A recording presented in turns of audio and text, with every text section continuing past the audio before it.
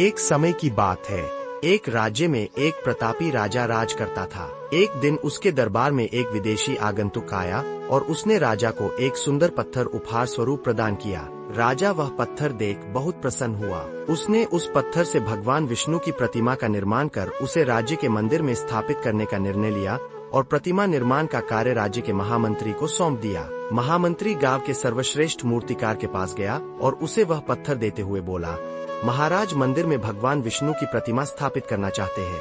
7 दिवस के भीतर इस पत्थर से भगवान विष्णु की प्रतिमा तैयार कर राजमहल पहुंचा देना। इसके लिए तुम्हें 50 स्वर्ण मुद्राएं दी जाएंगी। 50 स्वर्ण मुद्राओं की बात सुनकर मूर्तिकार चुप हो गया और महामंत्री के जाने के उपरांत प्रतिमा का निर्माण कार्य प्रारंभ करने के उद्देश्य से अपने औजार निकाल लिए। अपने औजारों में से उसने एक हथौड़ा लिया और पत्थर तोड़ने के लिए उस पर हथौड़े से वार करने लगा, किंतु पत्थर जस का तस रहा। मूर्तिकार ने हथौड़े के कई वार पत्थर पर किए, किंतु पत्थर नहीं टूटा।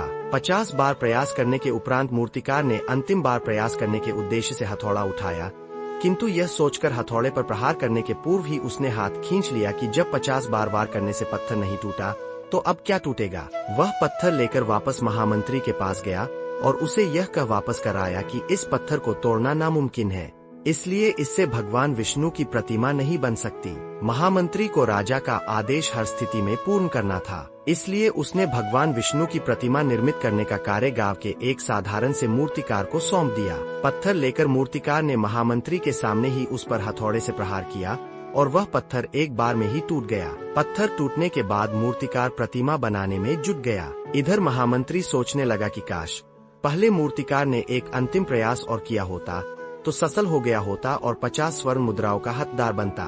सीख मित्रों, हम भी अपने जीवन में ऐसी परिस्थितियों से दो चार होते रहते हैं। कई बार किसी कार्य को करने के पूर्व या किसी समस्या के सामने आने पर उसका निराकरण करने के पूर्व ही हमारा आत्मविश्वास डगमगा जाता है और हम प्रयास किए बिना ही हार मान लेते हैं।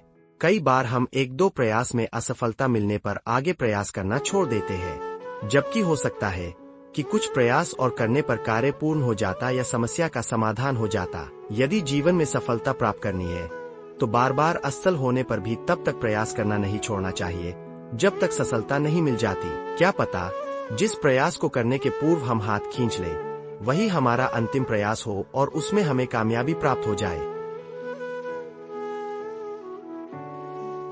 दोस्तों, अगर आप इंडिया से हैं तो जल्दी से वीडियो को लाइक करके चैनल को सब्सक्राइब कर लीजिए।